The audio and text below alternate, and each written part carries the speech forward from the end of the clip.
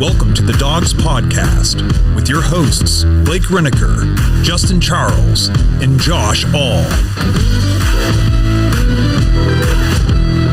What's up, Browns fans? Welcome back to another live edition of the Dawgs Podcast. Joined today virtually by our good friend Kenny Mack.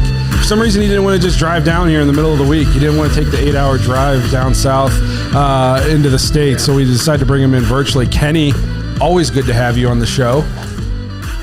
I am pumped, boys. Let's get this done. We got a fun, kind of a cool episode lined up today. Not a ton going on right now in Browns land. We're a couple days away from Browns rookie mini camp. Schedule release, I think, is getting announced next week. So we're just kind of in a dead zone. So we're going to do a little AMA. Was it Ask Me Anything? Ask Me Anything. I guess ours should be AUA.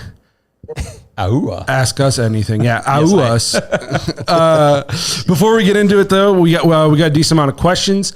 Remember, if you want to get your intros and your voicemails on the show, head to thedawgspodcast.com. Tap leave voicemail in the drop-down menu. You can also find the merch store. We got a lot of cool shirts going on in there right now, so you can check that out. Get yourself some cool T-shirts, some sweatshirts, whatever you want. If you're watching on YouTube and you haven't subscribed yet, please do so. Make sure you tap the notification bell so you don't miss any of the new content we're putting out throughout the season. I think next week's episode is going to be good. We're going to have a chance to talk about rookie minicamp, schedule release. We also might have another player interview coming up soon that we're working on lining up. So we got a lot of cool stuff coming out. You don't want to miss any of it. You can also find us on Apple, Spotify, and Google if you prefer to just listen to this show. And lastly, if you're looking for more Dawgs content, head to jointhedawgs.com. Become an official Dawg Pack member on the Patreon page. Get access to that private Discord. Play fantasy football with us during the season. Just talk sports, life, games, food from all over the country. The other day I wanted to do some barbecuing. I jumped in there and said, guys, I need seasoning ideas. And I just get bombarded with, these are what I use. Like, it's just an awesome place to hang out. You always got somebody to talk to if you're bored. You work midnights and you're in the dead of your shift at 3 a.m. There's going to be people in there you can jump in there and talk to, keep you company throughout your shift. It's just a good time, a really cool Browns community that's formed over the last couple of years. So if you're interested in something like that, head to jointhedawgs.com to become an official Dawg Pack member. So I was driving in. This is just a little story to get us, kind of ease us into this episode and let it fill up a little bit. If anybody's local, with the studio is in New Philadelphia, and I'm driving down Tusk. I'm almost here. I'm just a short couple minutes away. And here comes this like piece of shit Honda driving right down the middle of the road, going very fast. It's a 35 on Tusk. It's not a 65. And this dude just flying, and his car sounds like crap. And I'm like, what in the F is going on? I pull over to the side so I don't get hit head on. Other cars are pulling over. And then just like a trail of 30 cop cars just flying down Tusk, going 60 plus miles per hour trying to catch this dude. Then right behind them, like 100 feet behind them, like 10 unmarked vehicles with lights on branched. It was like I was in the Bourne trilogy. They were chasing Bourne. Yeah. I was like, holy shit, this is crazy. I'd never seen a high speed chase up close and personal. And I was almost a victim. Luckily I wasn't watching TikToks on the way here, and I was paying attention. I just would have got. I could have been a hero though. They'd be like, "This. What if that guy just murdered 4 people and I would have stopped him with your car with my car head on because I was watching YouTube videos or something on my phone instead of watching the road, doing some research on the way over." Yeah, but that was nuts. I called my wife and I was like, "You're not gonna believe this," and she was just like, "Well, I thought you were dying or something, so I guess this is better news than that." Well, we heard all the sirens, before you got here, and then you walked in. You're like, "Holy crap, guys!" It was wild. Yeah, I was nervous for you. I was just over here just talking it up with Kenny, and I could tell you were very, very excited. Oh, I was jazzed. You were very jazzed. My fingers were. I was very jazzed up. Very jazzy. So before we get to the questions, I just wanted to kind of. This is kind of like an after hours episode today. We just wanted to get a little loose, see how it goes. But another thing before we jump into the questions today, I want to talk real quick. Njoku was being interviewed the other day, and so this guy kind of made a snide comment about like, "Oh, it is Cleveland" or something like that, and he was just basically like, "Bro, watch your mouth."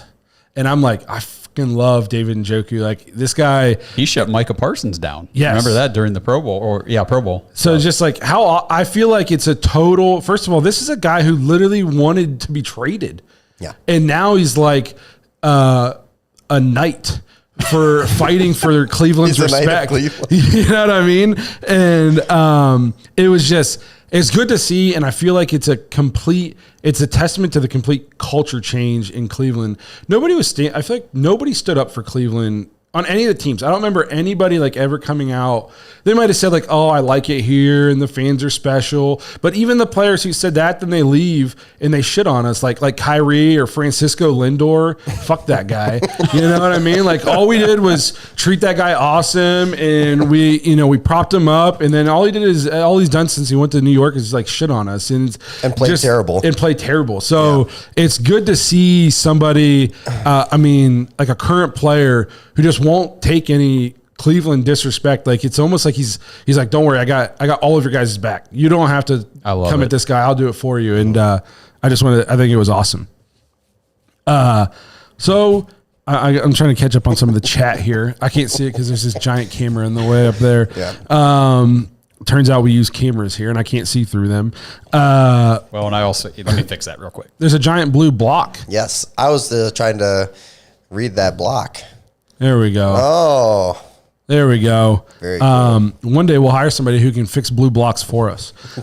Yep, looking for a producer. Yeah, if anybody you know who wants to hang out with us and work for free, it's an unpaid internship. That's right. You get a lot of experience. Yeah, it's an unpaid internship. So I'll send my son down right now. There we go. There we go. Position filled. He's actually in the chat. So. Hey, you're listening, Jackson. You're going down and helping him with cameras. There you go. Yeah, you are doing that. Yeah, we'll set up a cot in the little green room back here in the little production room. I'll bring a mini fridge over and a microwave. I'll have everything he needs. Yep. There's a Rite Aid right over here. You can go get some snacks. Tell me we'll see him in about 8 to 10 hours. So before we jump into the questions that we have for you guys, we got a lot of good questions. I did want to say, so obviously we're going to work through as many questions as we can over the next 50 minutes. But also, if you have questions that you didn't post on any of our socials ahead of time, if you have something you want us to get into in the chat, let us know. Give us some Cavs questions, some Guardians questions, anything. I mean, it doesn't have to be sports related.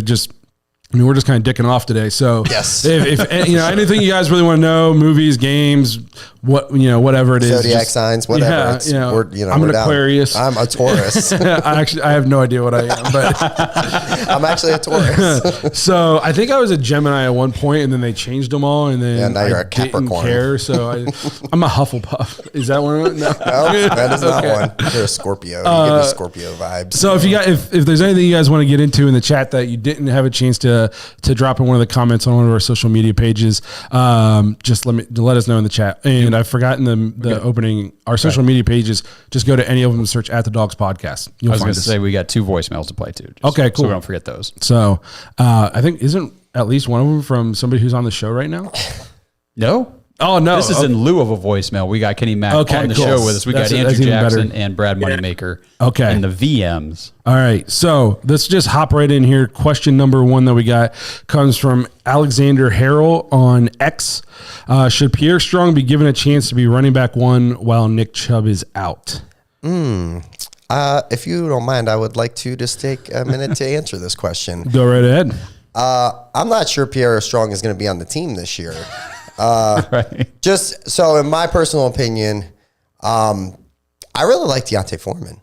I think that he is going to be very, very nice for us in a fill-in role until Nick gets back. I don't think Nick is going to be 100% this year, and I think Foreman is probably going to have a role on this team. And then, as far as a running back and kind of a bruiser, and then if there's like a pass catching part of it, I'd like to see Jerome Ford get that action. Me and Josh were kind of talking about it. I don't want to be mean towards Pierre Strong, but I wasn't like super impressed with anything he really did last year. And I mean that not being mean, just, like if he couldn't get on the field and contribute last year, right. It's probably not going to happen. Here was I was kind of beating the drum for him to get more touches last year because I thought he looked but then you hear he just like pass blocking is just a thing that he just hasn't heard of or something. Not very good at it. So it's hard to put him on the field then on third down, and you don't want to just pass on third down. So even, if you're going to throw on an early down, you might not have him on the field. I agree. I think he is potentially going to be an odd man out in terms of in the running back room. I think Deontay Foreman, I don't know if he'll be the one. I don't know. To me, I would probably make him the one to start the season and use Jerome Ford as that change of pace guy, unless Jerome Ford takes a huge step this year and if he gets, the offensive line's playing better. Because I think Jerome Ford, we didn't necessarily love everything he did last year. He seemed indecisive and left some yards on the field, but at the end of the day, he was still like decently productive at times, especially catching the ball in the backfield and stuff. So I look for Deontay Foreman and Jerome Ford to kind of be that 1-2 punch while we're waiting for Chubb to come back. And honestly, Aiden Robbins, I think, has a very, very real chance to make this team, especially while Chubb is out. And I look for, if he has a solid rookie mini camp and a solid camp and he flashes in the preseason, he's definitely, I would say, going to beat out Josh Kelly. I would say he's going to beat out Pierre Strong. Naheem Himes, I think, could also, depending on kick returner, he could also, if we think Jerome Ford can be a good third down, change of pace back, you don't necessarily need Himes or Hines. I think Deuce Staley he's gonna sort him out. Yep, I agree. Yeah. So what do you think he gets a shot, or do you think he's an odd man out, Kenny? I think it just depends how he goes through training camp, and then the shots that he gets during preseason is going to be indicative of if he's going to make this team. If he doesn't do anything in the first preseason game, you're probably not going to see him. They're either going to try and recoup their losses and try and get something for him. But at this point, I don't know what you get for the guy that hasn't really produced. Funny thing about him is when he was traded for, I just happened to be listening to Cleveland Browns Daily that day, and they get the guy from New England on. They're like, yeah, so we got Pierre Strong. They're like, what do you think of him? He goes, I don't know. I've never seen him play, and he can't get on the field, so I can't tell you anything. And it was almost the same here, but he did rip off a couple big runs. So, I mean, he's got the explosion. It's just the rest of it's not going to get him on the field. Mm-hmm. No, I just like he said, this is now the second place where he struggled to get on. And I think he has decent skills. Yeah. You know what I mean? I just think if, like you said, Josh, if there was ever a year where you had a chance to really make an impact in the running back room and there's opportunity, it would have been last year. I mean, Jerome Ford was even banged up a lot. And they still didn't go to Pierre Strong in any kind of exclusive feature role. So I would say no is the answer to that question. Yep. Let me see here. Iron Will on X. Who starts at the this is a loaded, tough question. This is the question. This is a question we need Andrew Barry and Kevin Stefanski on for. So if you guys have their numbers, let us know. We'll text them. Iron Will on X. Who starts at the tackles and where this year? Does Wills move to right tackle, Jones at left tackle? What about Conklin, or do they just stick and stay where they are? And again, what about Jack? Good depth for sure.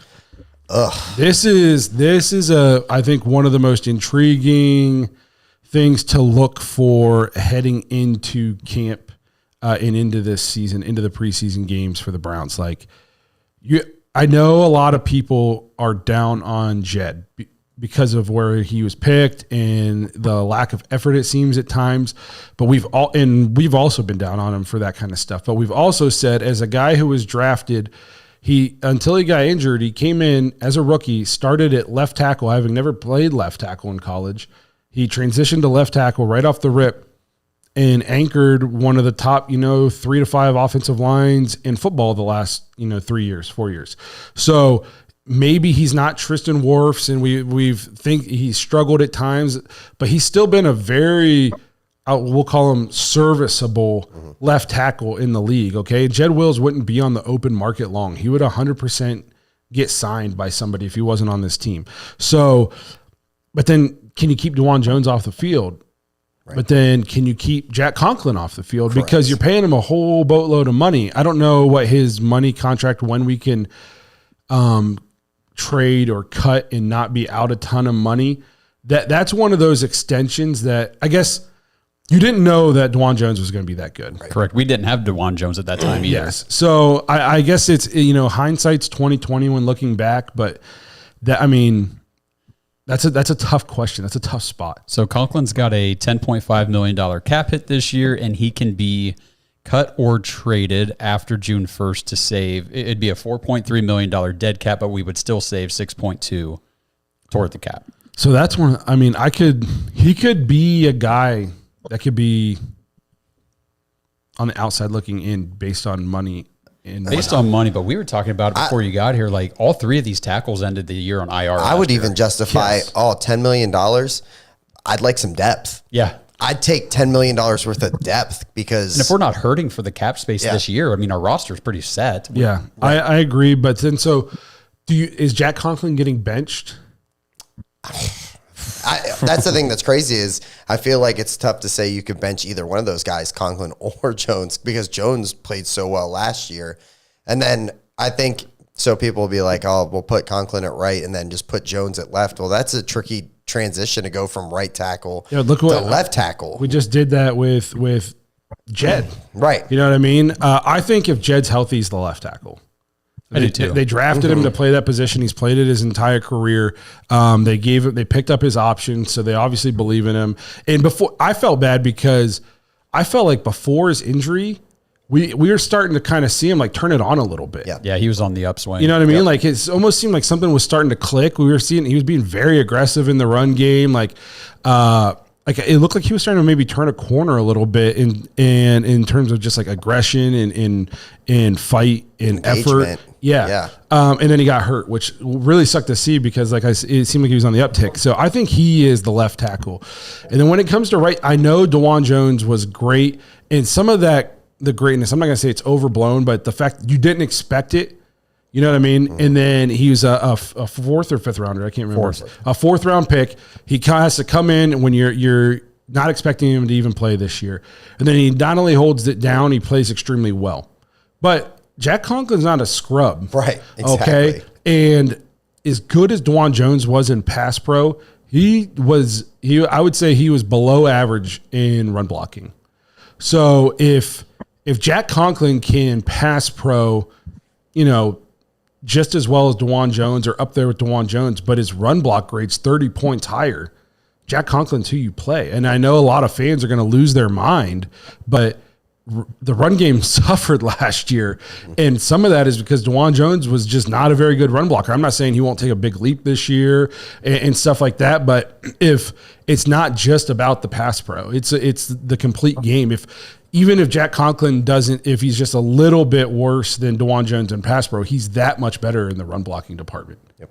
Yeah, absolutely. Kenny, you got any thoughts on that? I just agree on just leaving it status quo. I think Dawand Jones does stay back up. I think as long as Conklin is healthy, right?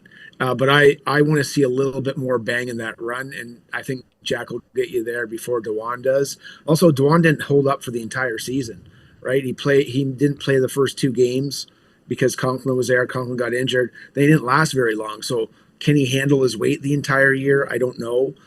He's not playing against university scrubs. And he did play against good competition, but he didn't play against NFL competition for a full year yet. So I like the depth. I like where we're at. Just let it stay. Let it stay and don't overthink, guys. Mm-hmm. Yeah, it could be good for Dawand too, just to continue to develop, like you said, in the run game. Just, hey, no pressure this year. We know that you're obviously a future starter on this offensive line, but right now we got Jack, and if you keep working. If you make Jack the starter and Jed the starter, then you can get Dawand like pressure-free reps at both sides, so where if you do end up having to make a tough call at left tackle one day, now maybe Dawand Jones can transition into that role because he's not just thrown into it. We're not just saying go be left tackle now this year for starting for us for 17 games. No, he's had a season to learn it and get reps at it and practice and study it and that kind of stuff. So if I had to guess, I would say if everybody's healthy across the board week one, I would say it's going to be Jed at left and Jack at right. But that's just my best guess. I think it's. I'm just pumped to see what Andy Dickerson has in store for this team. Like maybe the what's his face there, the message got stagnant. Like every year there was a little bit more penalties, there was a little bit sloppier play, and it just didn't get better and better. And while Callahan's gone, we love him. Maybe just a new message is going to invigorate all these guys, or maybe Jones becomes a better blocker. Like who knows? Like I'm pumped to see what happens with these guys, and even the assistant Roy Estevan.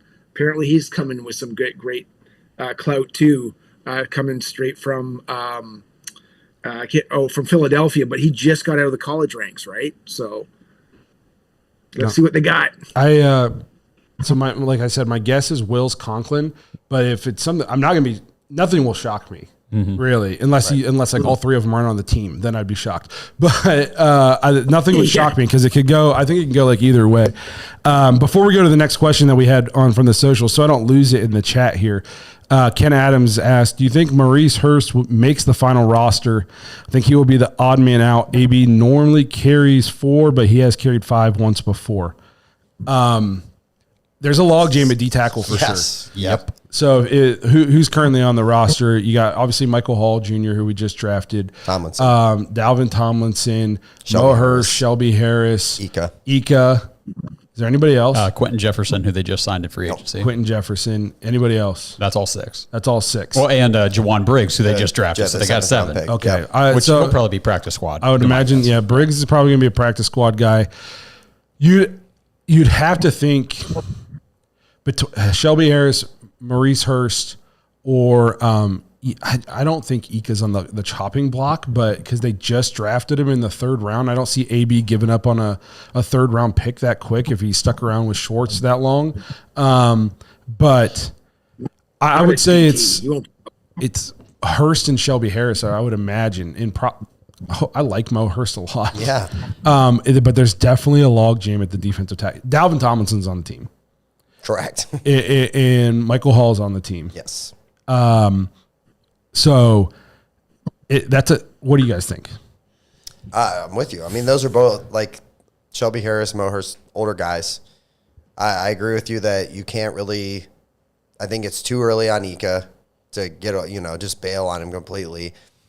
And then Michael Hall, you literally just took him with your first pick of the draft. You're not cutting ties with him. So, it's tough because we like Shelby Harris and Mo Hurst a lot. I think at times last year, both of those guys stepped up and Shelby Harris got a 2-year contract. Oh, did he? Well, he's not on a 1-year deal. He's. So I think he's locked in. Tomlinson's still got. I think he's on a 3-year, so he's got this year and next year. I just don't see how you get rid of Mo Hurst, right? Because he was such a force on the D line last year. I mean, he pressures the quarterback so well, and I don't know. Maybe they are just hoping that Michael Hall can come in and do the same thing that Hurst was doing. Somebody said so. Hurst has played too much. He's not. I don't think he's like practice squad eligible. I don't think so. So maybe like Ika would go to practice squad, but again, I feel like I don't possible. I mean, I guess he was basically just like a healthy scratch and like didn't even dress last year for most of the games. But so maybe he's lost a lot of weight though. Yeah, he's thinned down a lot. He looks he's like ready for the season. Yeah. So I'm pumped for this guy to do it. So I would say it's probably between Mo and Ika in terms of who's going to be on the active roster and who's potentially either going to be cut or on the practice squad for sure. It's crazy, man. I mean, we talked about this. Like, once you start building a team and you got lots of talent, good players are going to get cut, and it sucks. It's a good problem to have. You can never, you know what I mean? You can never have too. I'd rather make tough decisions this way than like, well, what piece of shit do we roll out? You know what I mean? Like, I'd rather have this problem than the other way. Another question here in the chat. What do y'all think is the plan for Deshaun if he isn't where he should be? Oh. Well, I think that's why they signed Jameis Winston and Tyler Huntley. Right? I will say this. I think, don't get me wrong, like, I think we have a great defense, and that's great and all, but we've said it for a couple of years now. Like, I feel like it kind of, all of our success kind of goes through Watson. You know what I mean? Like, and I truly believe that he will be successful. I think he just needs to kind of catch a break. I feel like he just had injury issues, and then there's suspension issues. I'd like to just see one full season of Watson where we're not talking about rust or just or drama or anything. I just want to see the guy go out and I'm not even saying he's got to be 2020 Texans, like just balling out. Like, I'd love that. Don't get me wrong, that'd be great. But give me 75% of that. I think we win a lot of games. You know what I mean? I think like Jake Burns said this year, his expectation would be for him to be like a top 10 quarterback. Yes, sure. And then going into like the fourth year or whatever, he should be like a top 6 to 7 at worst quarterback, based on what we gave up and what we're paying him. And that, to me, I think those would be fair expectations. If he's a top 10 and he's 9 or 10, we're still going to hear a bunch of shit this year. Yeah. You know what I mean? But Right. like you said, if he's playing at a top 9 or 10 level, we're probably winning a good amount of football games. Yes. I always get a little bit, and when people start saying like he needs to be top this number, I'm like, well, top this number in what? Well, top this number in yards. Okay, well, you're going to probably have some quarterbacks that are, Derek Anderson was high in yards, but it was a lot of garbage time yards or whatever. You have quarterbacks who just get a lot of yards, but maybe their team's not winning.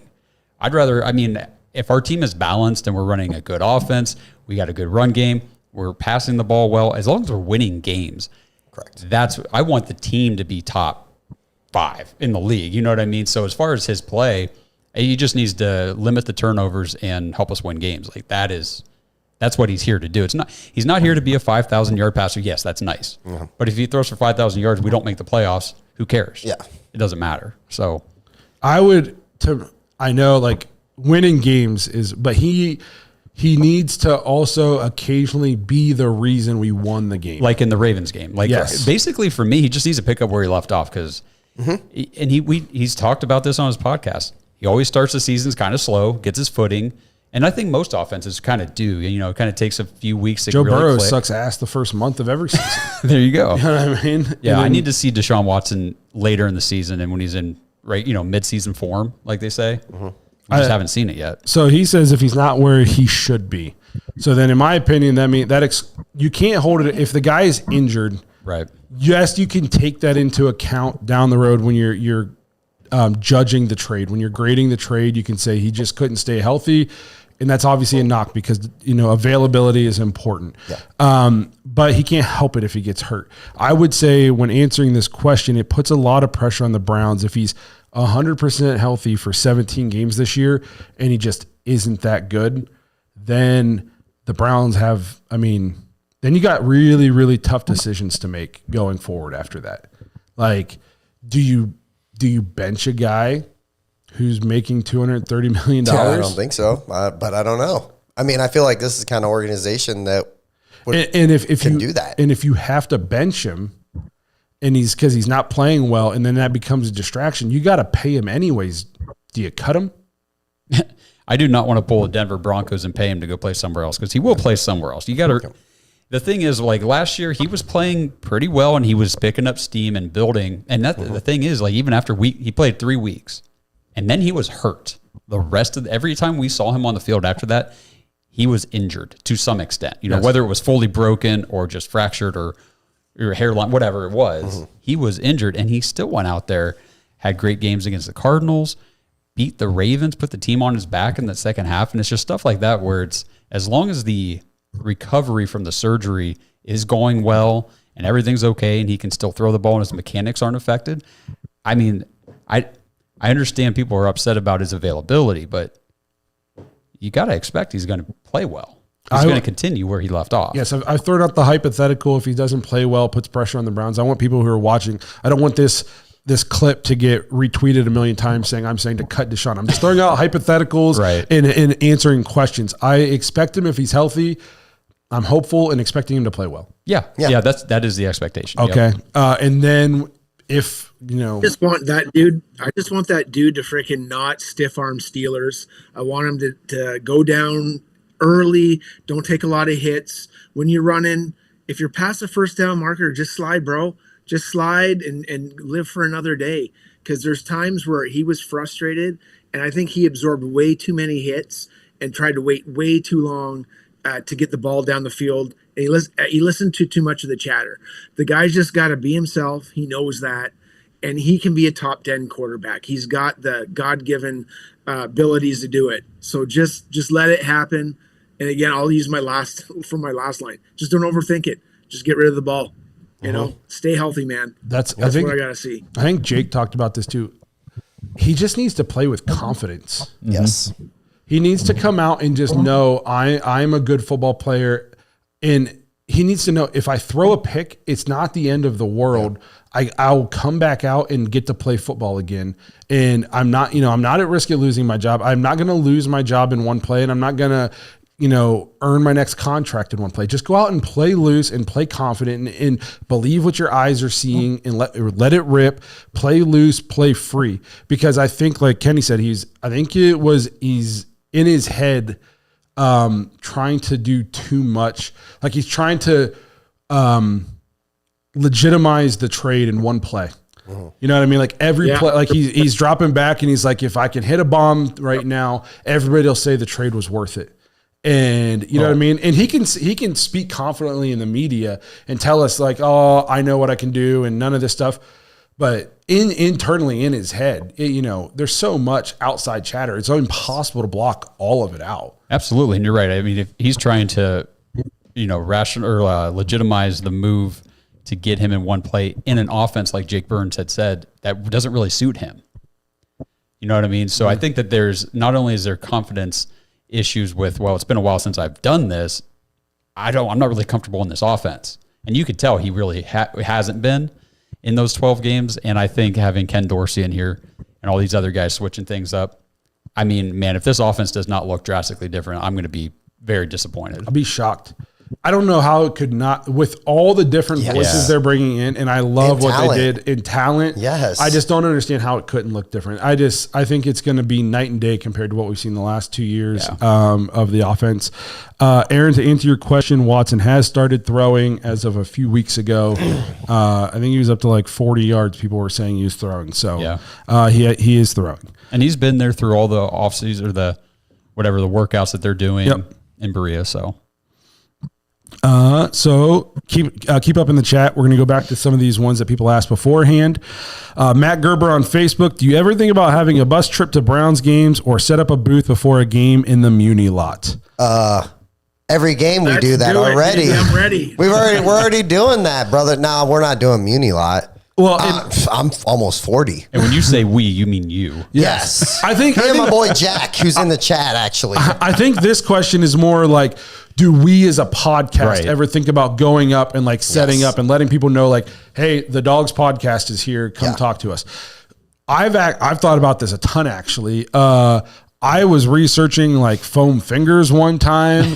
So I was like, how much would it cost to buy 1,000 foam fingers with the Dawgs podcast on it and just hand them out for free up there and like partying with people. And then they go into the stadium and there's 1,000 people with Dawgs podcast foam fingers. Like that could be a worthwhile investment. So if you guys want us to do that, become a YouTube member so we can afford to buy some foam fingers, or so we can afford to pay Kenny's kid when he comes down here to produce for us. We did do week one last year. We were all up there. Yeah. But I don't think we advertised it as, hey, no, we just went. We're blending in just out with the fans. Although I did get stopped in the stairwell in the parking garage by a couple of people that were like, are you on that podcast? Not at all. Nope. No, I am not. What we got to do is we got to head down to Vegas this year. I don't know if you guys saw. The Browns are like kind of connecting with a travel company. It's called Travelway, or I can't remember I saw what they're that. called. And they're doing 4 games. So it'll be Denver, New Orleans, the Raiders, so Las Vegas, and there's another one that escapes me. Might be Jacksonville, I think. But it's called True Travel Agency. That's who they connected with. So I think we should all, as Dog Pack members, we should all head to Vegas because I heard it's a good time. I'm going to talk my wife into it. Absolutely. But no, I think it would be very cool to definitely like take the podcast on the road for something like that. Go up to a game and just like set up and maybe like have our banner out so people can see us and everybody can just come up and say what's up and we hang out and then we can go into the game. We could live stream from the parking lot there. Yeah, as long as we can get, That's as long as we can a get terrible good, I know, but we could. as long as we can get good internet. I've got Starlink. Oh, nice. He's fucking Elon Musk over here. That's Holy right, crap. baby. So I think, that would be, how cool would this, chat, you let us know. We go up there, we set up Starlink, maybe put like a TV behind us, and we sit down and we're just like drinking with all you guys and eating, and we like, people are walking by, they can sit down and talk with us for a couple minutes, and we're just basically doing like a live pregame show from the parking lot right in front of First Energy Stadium. Yes. I think that'd be really freaking cool. And then honestly, if you got Starlink, we don't have to have tickets to the game. We could have the game on the TV, and people could just sit around and watch a game with us, and we could hear the crowd going crazy as we're watching on the TV right in the parking lot. So you can also hit up the Las Vegas Browns backers. I hung out with those guys. I think there was like 200 people in the bar. It goes wild. The TVs are like, they go all around the bar. Everybody's super in the game. They got raffles like every quarter. I think I won a bucket of beer. It was fantastic. I didn't need that bucket of beer, but it was a great time. Kenny, I'm sold on Vegas. You don't have to keep selling it. I'm sold. I'm selling until we're there, man. Until we're there. Let's see. What do we got here? So Matt Gerber, good question. I think you put us onto some good ideas. So basically it's all up to like, if my child's behaving and I can plan it in advance, then I think we can make something cool happen. So maybe we'll do something like that this year, actually. Let's plan it. It'll be on a Sunday probably. Yes. Around 1:00. Now, what I do want to do, and I think I have permission from the wife to do this at some point. I want to take the Dawgs podcast on the road to Ottawa. Oh, I want to go up to Kenny Macker's Browns backers bar and do like a show from there and watch a game with all the Ottawa Browns backers. Yeah, that'd be pretty sweet. So that's what we got to get our passports out, boys, because I want to take this show on the road up to Ottawa for a game. I got to make sure my passport's still legit. I'll break it down quick. I'll break it down quick for you guys too. It's a golf bar. So basically what it is we put the game on the golfing screen. Oh, nice. So it's like, 15 by 20 feet. Oh, yeah. And then you have turf in front of it, so it's like you're at the game, man. It's fantastic. I can lay down and piss myself. It'll be like you're really at the game.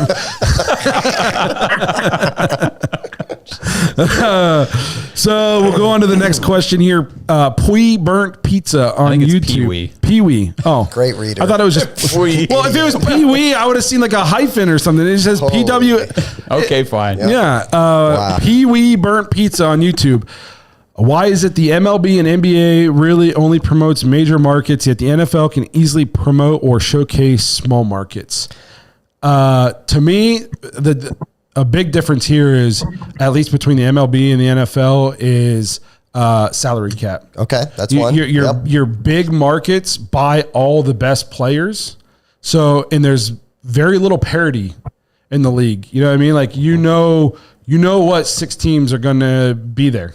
And who they have all the best players, and that's what they push. It pisses me off to no end because, like Cleveland, I know we haven't won a World Series since 1948 or whatever it is, but consistently, like in basically my whole life, for the Indians and / Guardians were one of the best run franchises in all of baseball. Yeah, like especially for a team that doesn't buy all the huge name players. We've had a couple down years here and there, but I think I saw somebody post on Twitter last week, like in the last decade or decade plus, I think we have 1 or 2 seasons just barely under 500, and every other year we're north of 500, multiple division playoff appearances, in a World Series appearance, like the longest win streak in baseball history. Correct. And we do it basically being a farm team for the big market team. So I wish they would push some of these other teams, because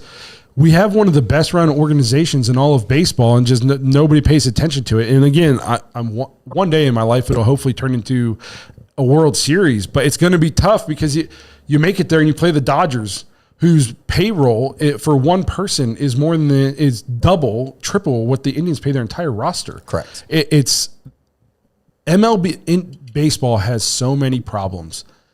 They're fading. I don't understand how they can keep giving billion-dollar contracts to players, because their stadiums are empty half the time. You can't. There's literally no way to watch a Guardians game right now. The Guardians are. If anybody pays attention, very good this year. Surprisingly, very Shockingly. good. Okay. First year with the new manager. Bieber went out early. And we have I'm pretty sure we have the best record or the most wins in the American League, at least, or at least in the league. And we're second in win percentage. We have one more loss than another team. And I can't watch them. If you buy Bally Sports, you can't watch them on Bally Sports. You have to use a cable provider to watch them on Bally Sports. They don't just stream them on their app for some reason. It's not on. They're not on TV anywhere. There's literally, I have no way to watch the Guardians, and I want to watch them. Well, what we could do is we could get into my vehicle and we could drive about 45 minutes up the highway and we could go for about $21 a ticket. I was looking at tickets today. Is it expensive? I want to take the girls up sometime. I wanted to get club seats, and doing those all were that. like Jesus. the club seats. I think outfield club seats were like $80, which isn't terrible. That's not, And there were some decent seats, not club level, like first section for like 75, which isn't terrible either. But they're good, so the tickets are going to be more expensive than if we had 3 wins this year. Correct. But yeah, the MLB they have so many problems. They don't market their teams well. Mike Trout is going to be a first ballot Hall of Famer, and he is going to go down in the discussion as like the GOAT in baseball. Nobody knows who he is. It's because he's on a team that's and he's on a, and you know what I mean? And he's on a team that has never done anything. And he's been in the league over 10 years now. And he's legitimately one of the best players of all time. And they don't market him. They don't do anything. He could walk down the street and nobody would know who he is. And he's one of the best baseball players of all time. You could put Mike Trout on the podcast right now, call him Mikey T, and I bet you 10% of people might know who he is. Yeah. That's about it. Nobody knows him. And then so that's MLB's problem. They don't market anybody. It's not just their big market teams. They're terrible at everything. I think Rob Manfred is a terrible commissioner. And then the NBA, I think the NBA's biggest issue is it's arguably like the least popular of the 3 major sports in America. And they push their big market teams. They have a salary cap, but it's not hard. You can pay a luxury tax. And there's so much player movement. It's like I love the Cavs and stuff like that, but it's hard to even like find a player that you love on your team because he'll just team up with 4 guys and go to another team on one of the coasts and form a super team. I think what makes the NFL great and why they can promote all 32 teams is because all 32 teams entering every season think they have a chance to win it. There's so much parity in the league. Teams go from last to first every year. So you could be complete ass the year before, and there's a chance you'll win your division the next year because of the way the draft is set up, the waiver wire is set up.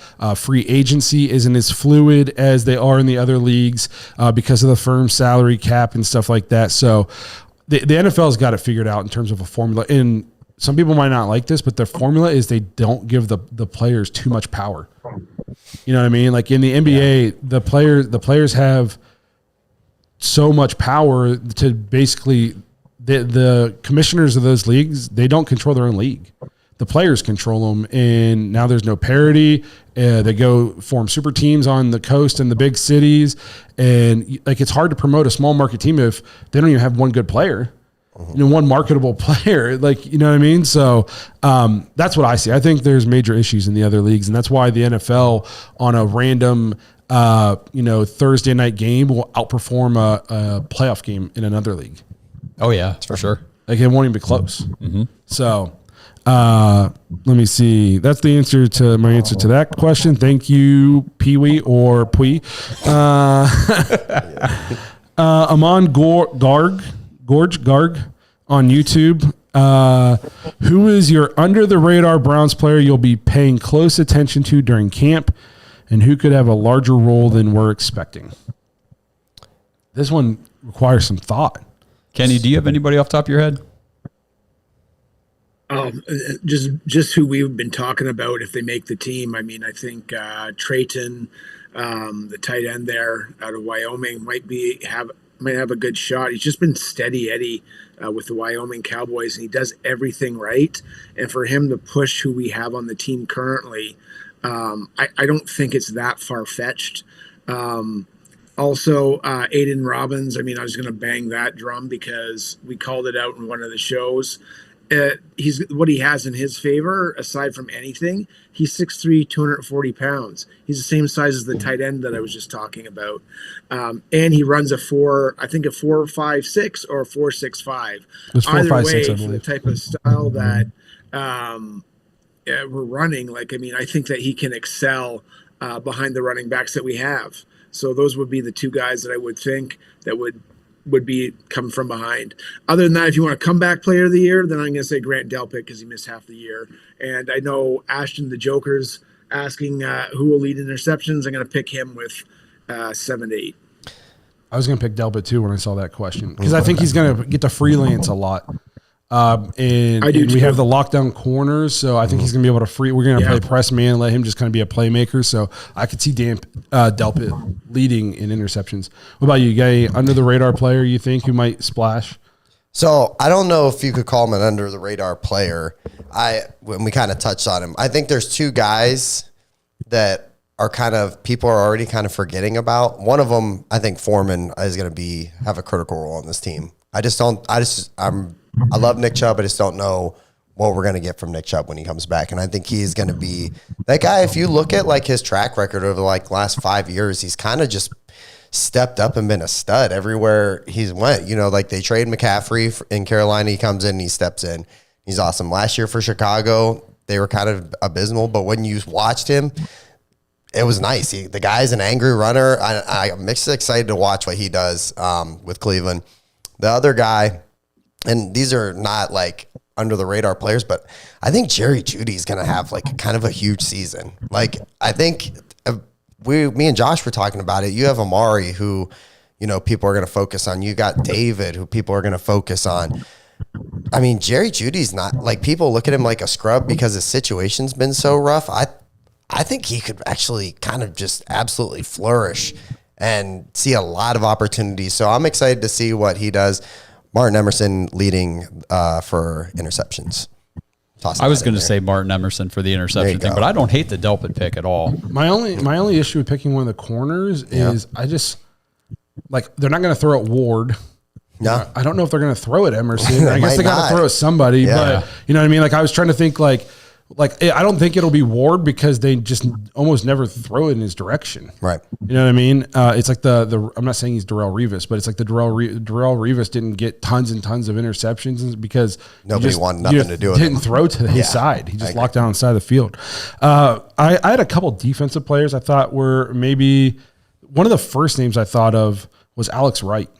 Okay. I thought he really flashed at times last year, and if he could take another big jump in this offseason, there were times last year he played really well. Yep.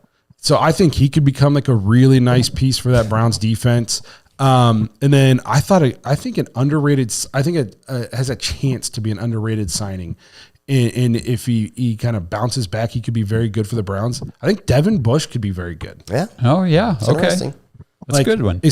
We're talking about how we're suffering a lot, and same with Hicks.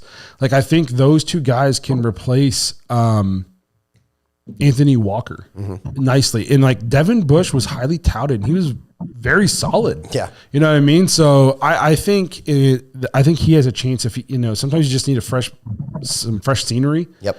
And he gets to play fast and loose in Jim Short's defense. I mean, we haven't seen anybody come into Jim Short's defense and regress.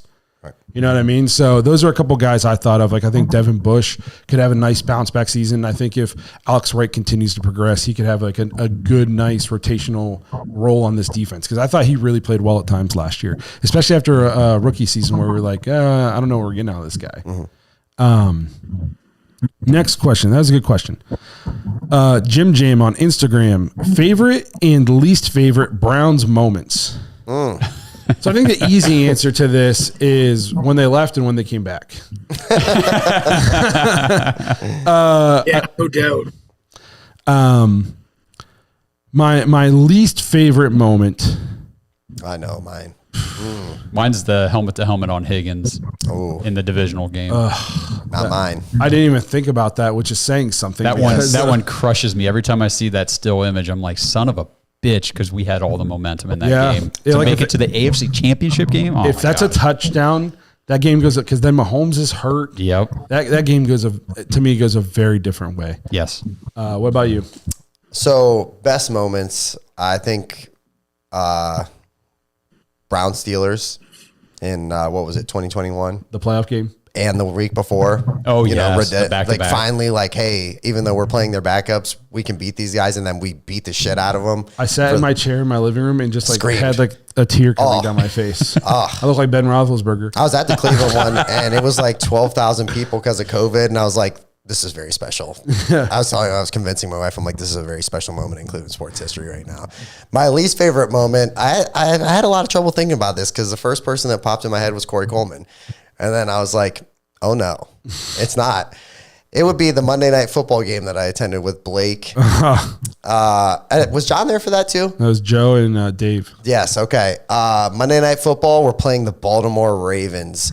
And we went for a game-winning field goal while the game was tied. They blocked it and fucking returned it for a touchdown as time expired. I've never been so scared to be in Cleveland. People are ripping their jerseys off, like just Hulk style. And I was like, we got to get the hell out of here. We got to get the hell out of here right now. That one, I'm sure there's worse moments.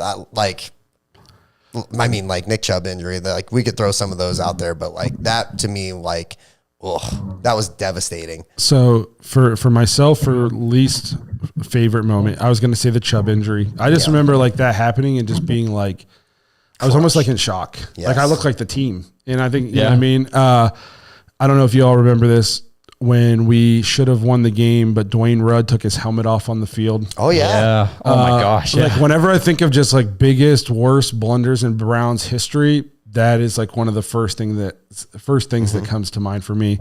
I thought about the Monday night game for sure.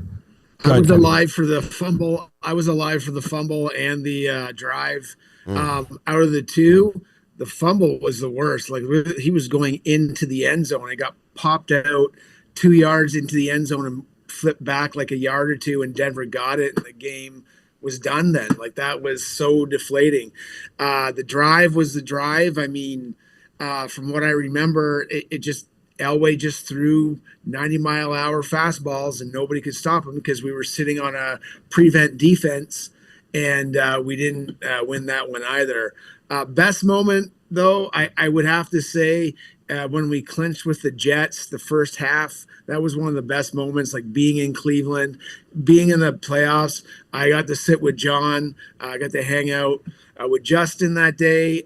We brought people from Ottawa that had never been to a game before, and they were mesmerized because they're like, man, is it always like this? I'm like, well, not really, but just enjoy it. You know what I mean? So that was super awesome. And I mean, if I could think of another one when I was young, I remember the Browns were playing the Raiders. They were down 14-0 at halftime. I was so mad. I turned off the TV. I think I almost thrown the TV through the window. Come back, watch the game. Metcalf caps it off. Browns win 17-14. I never jumped so high in my life. It was friggin' fantastic. That one just stands out to me for a regular season game. When I think about my favorite moments, I have a couple. Obviously, I thought about the Browns playoff win. I thought immediately about the Thursday night game against the Jets. I was at that game. The Baker. I took a buddy of mine who's from Greece. He had never been to an American football game before. I had taken him to an Indians game earlier in that week, and we had club seats, and he was like kind of like amazed by that. But you know, baseball's like just like a lot more chill. And then I took him to the Thursday night game for the Browns, and it was already electric, like before Baker even came in. But then Baker came in, and he's playing well, and it was unlike any sporting game I've ever been to. I've been to Cavs playoff games. I was at an Ohio State game when we played Iowa, and then we rushed the field after because we clinched the Big Ten. I've been to some big games at different things, and that was the craziest, most electric atmosphere I've ever been a part of. It was a regular season Thursday night game. Nothing has even come close to it. Like my friend just looked at me, my buddy from Greece, and was just like this is insane. Yeah. This dude's been to like European soccer games. So that, and then it might've been my first ever Browns game. We were playing Baltimore, and they were beating us at the half. and we couldn't do anything. Charlie Fry was our quarterback. We had Dennis Northcutt. And then the second half, Charlie Fry and Dennis Northcutt went off. I think Northcutt returned a punt for a touchdown. He had like 180 yards and 2 receiving touchdowns or something, and we beat them late. And Charlie Fry goes running off the field, pointing up at us. I was right above the tunnel. I was like, I'm going to love this team forever. So that's one of the best moments for me for Browns. Let me see here. We got a few more minutes, a couple more questions. This is lined up well. Heath on YouTube, what do you guys think the Browns would have to give up to acquire Dameon Pierce? I mean, why do we want Dameon Pierce? That's where I'm at. Yeah. That's where I'm at with it. I don't even think I don't think it would be much because like a 7th round pick. Yes. But I just don't see why. I mean, I think you can just wait till the end of the year and wait till he gets cut if you want him. Yeah, that's true. I mean, he got replaced last year. They signed, they drafted him in the 4th round. Then a year later, they signed a guy to start over him. Then the next year, they sign another guy and extend that guy to start over him. They don't want him. They don't want to use him. He's like a nice back, right? He's like a nice running back, but like his pass catching ability, there's not a whole lot of that. I think he's limited. He's limited. That's fair. So, and we're already talking about like we have concerns that guys that we think are good are going to get cut from that room. So I don't know. To me, I'm okay. I'm all right on Dameon Pierce. So we got about 1 more minute here, and I see Ashton the Joker in the chat says, do you guys have any schedule predictions for who will play week 1? And then I'll kind of pair it with Aaron Butler. He's being so nice and respectful today. So we'll answer one of his questions. He says, do you prefer or want Ravens week 1? In terms of who do I think will play week 1, it seems like the league likes to set us up for some kind of like big divisional matchup. Yes. So I wouldn't be shocked if it isn't. I don't know if it'd be the Bengals 2 years in a row because I could definitely see it being the Ravens. For sure. I could see it being, you got Lamar coming back from his MVP season. We were the last team to beat them in the regular season. It'll hopefully be Deshaun's first start back, and it'll be his first start since coming back to beat them in their place. I could 100% see it being the Ravens. I just hate. And then he says, do you prefer to play the Browns or Ravens week 1? I don't want to play them week 1 because and it's not a fear thing. I feel like we always get dicked and we play 3 or 4 division games in the first 7 games. And it's like, okay, if this works out right, we could have a great lead in the division or whatever. But if we suffer a Chubb injury or, a quarterback injury or, sometimes it just like teams don't, I want to play the division games when we're playing well. And with the lack of preseason, I feel like most teams aren't really hitting their stride until week 4 or 5, even heading into week 6. I don't want to have to play the toughest teams on our schedule week 1 every single year. You know what I mean? And I hate the Ravens, but they're obviously going to be one of the toughest games we play this year. Right. I'd rather play them when Deshaun, is hitting his stride and the offense with all these new offensive pieces and offensive coaches have had a month to kind of see how the games are going to go and game flow and how they want to manage calling plays with the new guys and who's going to communicate what. And I'd like to see us play some of our tougher teams, like when some of this stuff is ironed out, a month into the season. I don't want to start in Baltimore week 1. So I'm with you. I get that. My thing with like a potential Baltimore Cleveland game is like, I'd like to see it farther down when it like kind of matters. Like week 1, they're already going to have some primetime games. That's not going to be a primetime game for the Browns. I see us like honestly having like a stinker game like week 1, like Browns Denver, like, you know what I mean? Or Raiders or something like that. I don't see them like throwing us like something crazy right off the bat. We have some cool opponents like on the schedule this year, like as far as we play Dallas Chiefs, Chargers, maybe, it just depends on if it's at home or if it's away, It's most likely going to be away, right? Isn't there a concert? Oh, it's Billy Joel and Rod Stewart. Yeah, that's awesome. Yeah. So I would say I'm pretty sure it's going to be a road game. So Denver.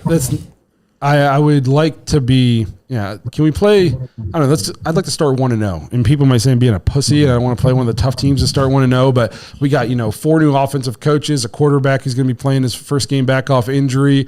We won't have Nick Chubb, so we're acclimating a new running back. Like, can we get something that's not the toughest in division rival on the road week 1? Can we just? I'm not saying you got to give us a cupcake or a layup, but can we save that for week 4? It is kind of crazy too because Cleveland, in this order, Cleveland, Pittsburgh, Baltimore, is hardest strength of schedule. And then because we all play each other, right? And then Cincy, I think, is like 13th or 12th or something like that. They're a little bit farther down because they suck a little bit more. But no, I'm just kidding.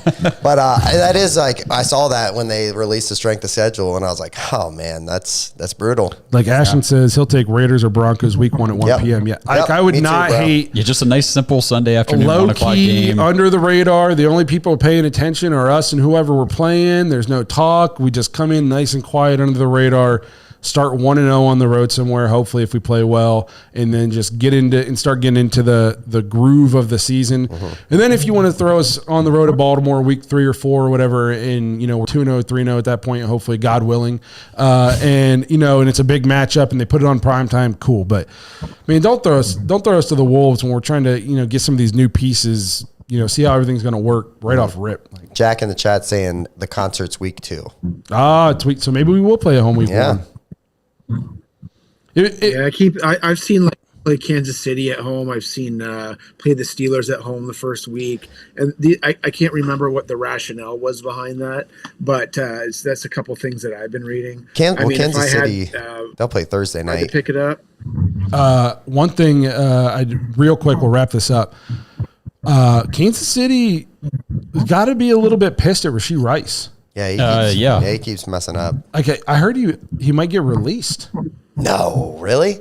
I heard they released Kareem Hunt after he was the NFL rushing leader. I heard they basically told him like there's a chance he'd be released after the hit and run incident, and then he turns around and like a month later is what's it, assault or something now? And I think there's a real chance they'll release him. And if he isn't released, I think there's a real chance he's suspended a decent amount of games. So like they go out and they sign or they get Marquise Brown and then they draft Worthy, correct? Am I right? Yeah. Mm-hmm. And they think, and Rashee Rice is going to bloom into that number 1. He was really coming on strong last year. We're going to be set. Now they're back to not having a number 1 possibly. And it's like, man, that's a tough situation. This guy, I don't know what's going on with him. I don't know. Like, I don't know if he's having a fall. Surrounding himself with the wrong people or what, but yeah, somebody needs to get a hold of that guy because he looked like he had a chance to be really good, very good. Very and he's playing with a guy who's going to go down as the best quarterback of all time probably, and you're throwing it all away. So that's a tough situation. I think we're pretty much right at that hour mark, which is what we say we want to do. Keep it at, and I have to go home and put my child to sleep because I have to be a good podcaster. I have to be a great father. Kenny, thank you so much for joining us on this glorious evening. We appreciate you, brother. Yeah, just happy birthday, Kevin Stefanski, and good luck to Duke Johnson on his retirement. Hell yeah. Yeah. Some people are talking shit about Duke. Duke is a baller. Yeah. I went back and looked at the stats. I even posted about it. I was like, he was actually very good. Very good on third down. If he could have played on this Browns team with this offense, like he could have been a weapon. So he had the offensive mastermind, Hugh Jackson. Yes. But we appreciate everybody who left questions either online on our socials or the chat was awesome. You guys gave us a ton of extra stuff to talk about. Maybe we'll have to do a couple more of these episodes throughout the off season when news is a little light. Again, as we do these kinds of things, you don't even have to ask us, direct football questions. We like all the sports, all the movies. We're all big nerds. So anything you guys like, you kind of want to know our thoughts on it, life, just hit us up, let us know, and we'll talk about it. If you guys like this episode, let us know. Like I said, we'll try to do a couple more of these. We appreciate you guys watching, supporting us through the off season. We appreciate everybody who watched that Aiden Robbins interview. I think he's a really humble, cool stand up guy. I'm excited to see him in camp. Everybody seemed to enjoy the interview, and we potentially have another one lined up, hopefully coming in the next week or so. So stay tuned for that. We'll hopefully have another player interview for you guys. We're working on that. Again, we appreciate you guys helping us out, supporting us throughout the off season. Can't wait for schedule release, rookie mini camp to wrap up, so we have some good stuff to talk about. Thanks for being here, and we'll see you guys next week.